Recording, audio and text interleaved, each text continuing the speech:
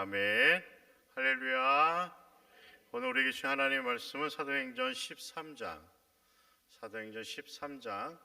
1절에서 3절까지의 말씀입니다. 사도행전 13장 1절에서 3절까지 세 절 말씀 우리 한 목소리로 함께 봉독하도록 하겠습니다. 시작. 안디옥 교회에 선지자들과 교사들이 있으니 곧 바나바와 느게르라 하는 시므온과 구레네 사람 루기오와 분봉왕 헤롯의 젖동생 마나엔과 및 사울이라. 주를 섬겨 금식할 때 성령이 이르시되 내가 불러 시키는 일을 위하여 바나바와 사울을 따로 세우라 하시니 예 금식하며 기도하고 두 사람에게 안수하여 보내니라. 아멘. 할렐루야. 제 목소리 잘 들리세요? 네. 우리 옆에 분과 인사하겠습니다. 사랑합니다. 축복합니다. 감사합니다. 진짜 감사한 거죠? 네. 하루하루 살아가는 것이 얼마나 큰 감사인지 사람들은 잘 모를 때가 많은 것 같아요. 오늘 일어나고 앉고 눈을 뜨고 눈을 감고 걸어다니고 멈춰 서 있는 것이 하나님의 크신 은혜일 줄 믿습니다. 아멘. 현 시대 많은 가정이 힘들고 어려운 부분이 많다고 합니다. 물론 우리 교회는 그렇지 않지만 많은 가정들이 많은 어려움을 겪고 있다고 해요. 그 중에 가장 중요한 것 가운데 하나가 바로 소통이 잘 이루어지지 않는다는 것입니다. 이처럼 작은 공동체인 가정에서조차 자신의 견해만을 이야기하면서 사회는 소통보다는 불통의 시대가 되어가는 것 같습니다. 심지어 이러한 불통의 모습은 현 시대 적지 않은 부부들이 이혼하는 사유가 되기도 한다고 합니다. 그래서 이제 한 블로거가 자신의 블로그에 이와 같은 글을 실었습니다. 좀 길지만 잘 들어보시기 바랍니다. 우리는 태어나서 죽을 때까지 누군가와 소통해야만 하는 운명적 테두리 안에서 살아간다. 태어나는 순간 울음을 터뜨리며 소통은 시작된다. 말로 표현하지 않아도 울음, 몸짓, 표정만으로도 우리는 상대와 많은 양의 대화를 나눈다. 결국 소통은 인간이 태어나고 자라서 나이가 들어가는 모든 과정에서 필수 불가결한 것임을 깨닫는다. 그런데 아이러니하게도 시공간을 뛰어넘어 소통할 수 있는 요즘 오히려 소통의 어려움을 호소하는 이들이 늘고 있다. 일례로 2030 세대들 사이에는 콜포비아라는 증세가 번지고 있다. 콜포비아는 콜과 포비아가 합쳐진 단어로 통화를 할 때마다 불평과 불안감을 느껴 급기야 전화를 피하게 되는 증상을 말한다. 더 심각한 것은 이 콜포비아가 2030 세대를 넘어서 40, 50 세대에게도 퍼지고 있다는 것이다. 그만큼 현대인들은 타인과 대화조차 하기 힘든 소통의 어려움을 겪는 소통 부재의 시대를 살아가고 있다. 그리고 이 소통의 부재는 인간관계에 있어 많은 문제를 야기한다. 추석처럼 특별한 행사라도 있으면 상황은 더욱 악화된다. 누군가의 안은 타인에게 얼어들리고 이는 갖가지 오해를 양산하며 급기야 불화를 불러온다.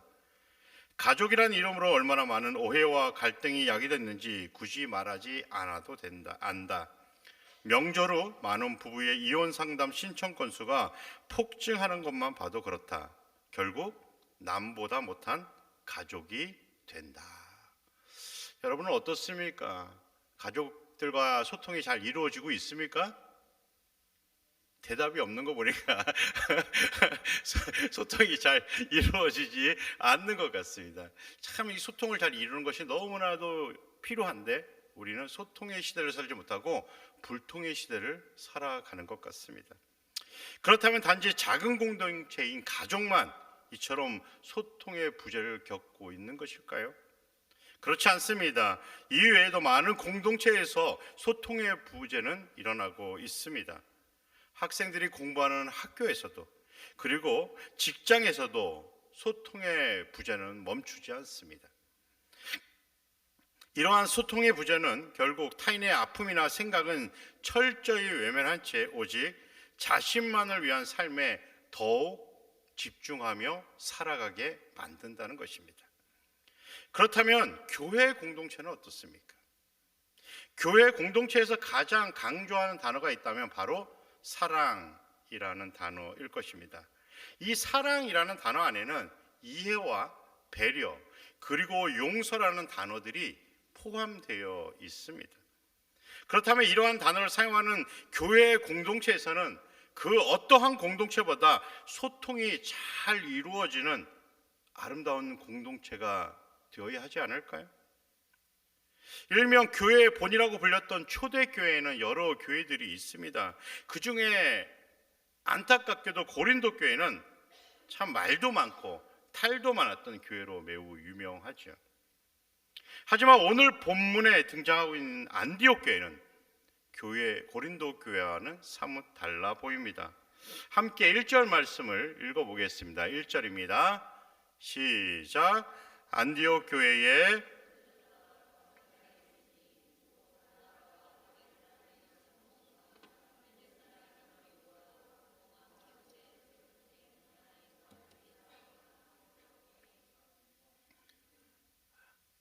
어려운 이름들이 많이 나오죠. 누가는 안디옥 교회에 선지자들과 교사들이 있다고 이야기합니다. 그리고 5명의 인물을 소개하고 있죠. 이들에 관해서 신학자들은 서로 출신 성분이 다르고 인종적인 배경도 달랐다 이야기합니다. 심지어 귀족도 있었고 평민도 있었습니다. 그런데 이러한 사람들이 모인 안디옥 교회에서 그 어떠한 분란의 목소리가 들려오지 않습니다. 다시 말씀드려서 안디옥 교회 안에 아름다운 소통이 이루어지고 있다는 사실이죠. 현 시대에도 공동체 안에 출신은 매우 중요합니다. 그런데 심지어 고대 시대의 출신이란 굳이 말할 필요가 없을 정도로 중요하였습니다. 우리나라 조선시대를 생각해보면 왕을 중심으로 중신들이 쫙 서 있는데 그 안에 사대부 출신도 있고 천민 출신도 있는 것과 같은 것입니다. 이러한 사람들이 하나가 된다는 것이 가능할까요? 이러한 사람들이 함께 모여 소통을 잘 이룬다는 것이 쉬울까요? 제가 예전에 부산에 있을 때 의사 선생님들이 주축이 된 한 교회가 있었습니다. 그런데 그 교회에서 적지 않은 분이 제가 있는 교회를 포함해 여러 교회로 흩어지게 되었습니다. 그 이유는 주축이 되신 분들의 생각이 너무나도 강해서 자신들보다 조금 부족하다고 생각되는 분야에서 일하시는 분들을 많이 무시하였기 때문입니다. 그렇다면 안디옥 교회는 어떻습니까? 일명 귀족과 평민과 같이 출신 성분도 다르고 심지어 인종적인 배경도 다름에도 그 안에 어떠한 분란의 모습이 보이지 않습니다. 오히려 그들은 함께 하나님께 예배하는 모습을 보여주고 있습니다. 여러분, 그 이유가 무엇이라 생각하십니까? 2절과 3절 말씀을 한번 함께 읽어보겠습니다. 시작. 주를 섬겨 금식할 때에 성령이 이르시되 내가 불러 시키는 일을 위하여 바나바와 사울을 따로 세우라 하시니 이에 금식하며 기도하고 두 사람에게 안수하여 보내니라. 아멘. 안디옥 교회는 오직 주님만을 섬기고 금식하고 기도하는 교회였습니다. 여기서 주를 섬겨 금식했다라는 이 말은 영적으로 이 세상의 것들을 끊어버리고 심령을 깨끗이 하여 단순한 마음으로 오직 주님만을 바라보며 예배를 드렸다는 의미입니다. 한마디로 모든 안디옥 교회의 교인들은 자신의 출신 성분이나 인종적인 배경은 뒤로 하고 오직 예수님께, 오직 누구께요? 예수님께 집중하였다는 사실입니다. 그들의 모습 속에서 자신은 뒤로 하고 오직 예수님만 보이며 살아가게 되었습니다. 앞선 사도행전 11장 25절 26절은 이와 같은 말씀이 있습니다. 바나바가 사울을 찾으러 다소에 가서 만남에 안디옥에 데리고 와서 둘이 교회에 1년간 모여 있어 큰 무리를 가르쳤고 제자들이 안디옥에서 비로소 그리스도인이라 일컬음을 받게 되니라.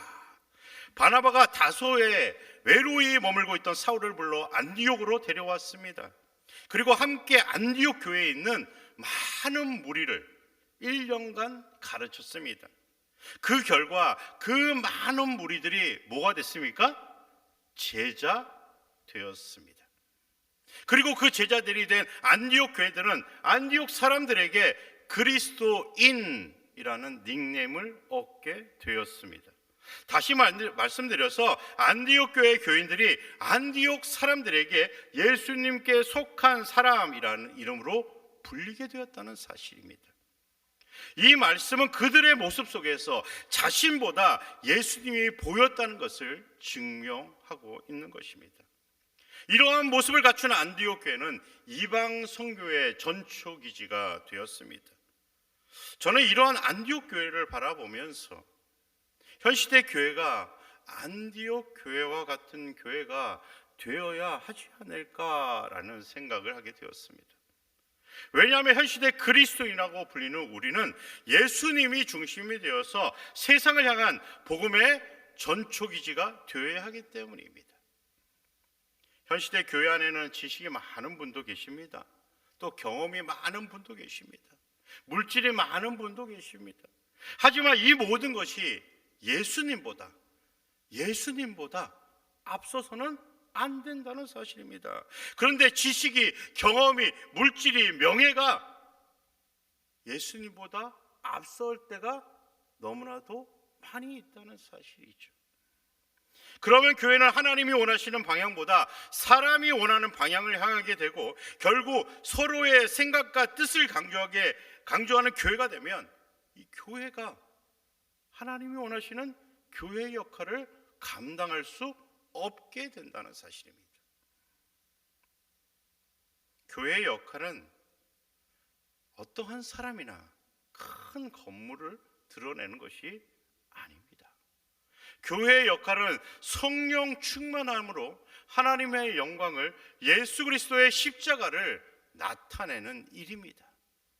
이제 우리 교회가 성령 충만함으로 하나님의 영광을, 예수님의 십자가를 나타내어야 합니다. 이제 우리 자신이 성령 충만함으로 하나님의 영광을, 예수님의 십자가를 나타내며 살아가야 하는 것입니다.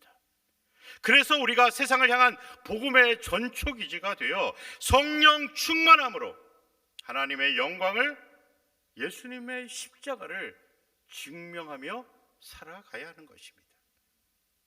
이러한 역할을 감당하는 교회가 될 때 비로소 교회가 세상에 빛을 발하는 하나님이 기뻐하시는 교회의 역할을 감당하게 된다는 사실입니다.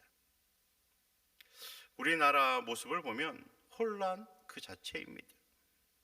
이러한 모습은 많은 국민을 힘들게 하고 또한 아프게 만듭니다. 단지 우리나라뿐이 아닙니다. 현 시대 여러 나라들이 전쟁과 기근으로 힘들어합니다. 이에 따라 각 나라의 국민이 얼마나 아프고 힘들어합니까?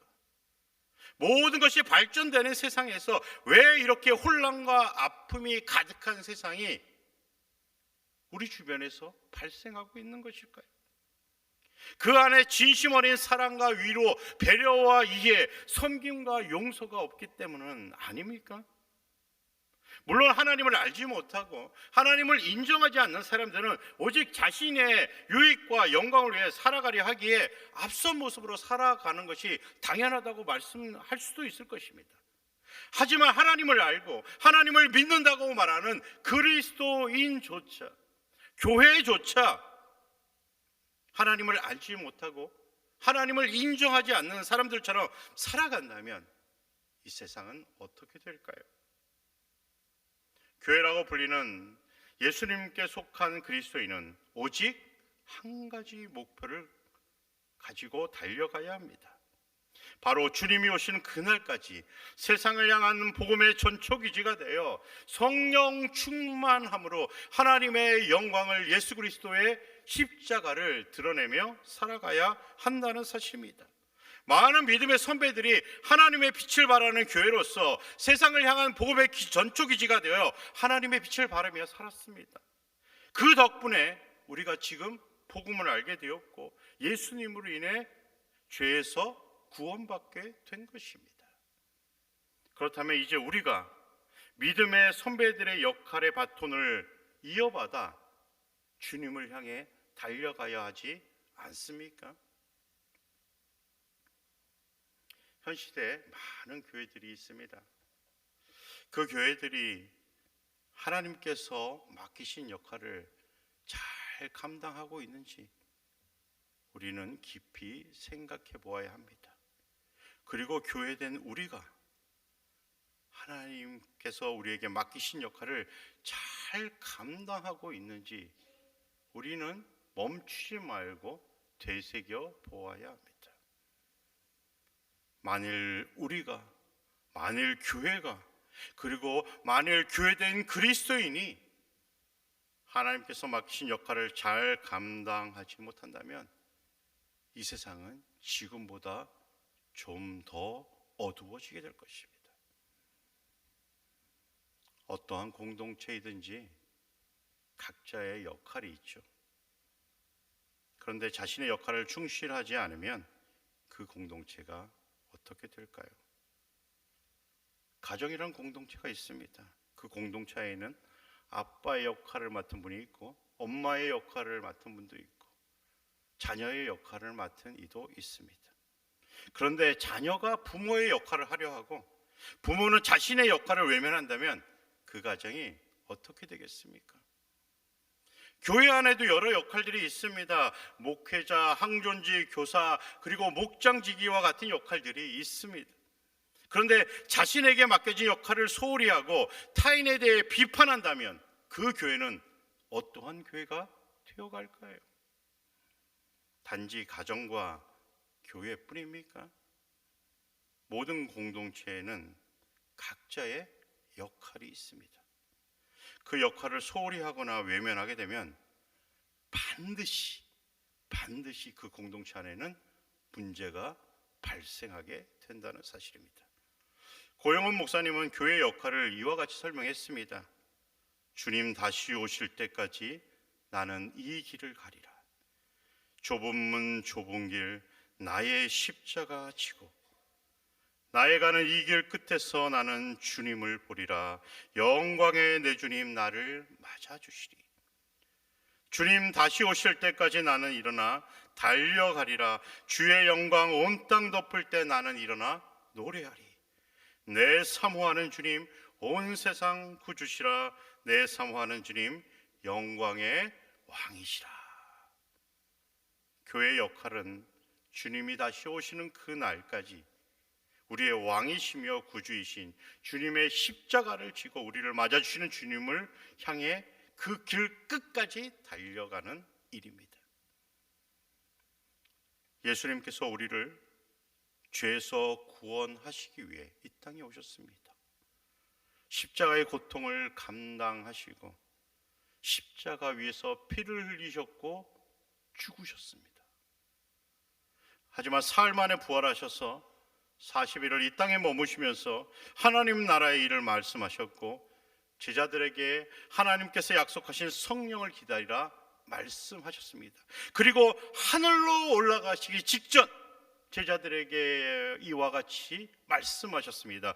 오직 성령이 너희에게 임하시면 너희가 권능을 받고 예루살렘과 온 유대와 사마리아와 땅끝까지 이르러 내 증인이 되리라. 하나님의 증인, 이것이 바로 교회의 역할이며 또한 사명인 것입니다. 그래서 앞서서 고영원 목사님은 주님이 다시 오시는 그날까지 좁은 문이고 좁은 길이지만 예수님께서 맡기신 그 십자가를 지고 달려가겠다 고백한 것입니다. 오늘 이 밤 하나님 앞에 온전히 무릎 꿇고 기도하는 시간이 되었으면 좋겠습니다. 그래서 성령님께서 우리에게 하시는 말씀을 잘 듣고 그 말씀에 온전히 순종하며 살아가기를 소망합니다. 하나님께서 우리를 사랑하셔서 독생자 예수님까지도 내어주셨습니다. 이제 우리가 하나님께 받은 그 사명, 그 역할을 감당할 때입니다. 말씀에 순종하며 하나님께서 우리에게 맡기신 복음의 전초기지가 되어서 성령 충만함으로 하나님의 영광을, 예수님의 십자가를 드리며 살아가시는 우리 골략교회 모든 성도님들 되시기를 주님의 이름으로 간절히 축원드립니다. 기도하겠습니다. 사랑과 은혜가 충만하신 아버지 하나님,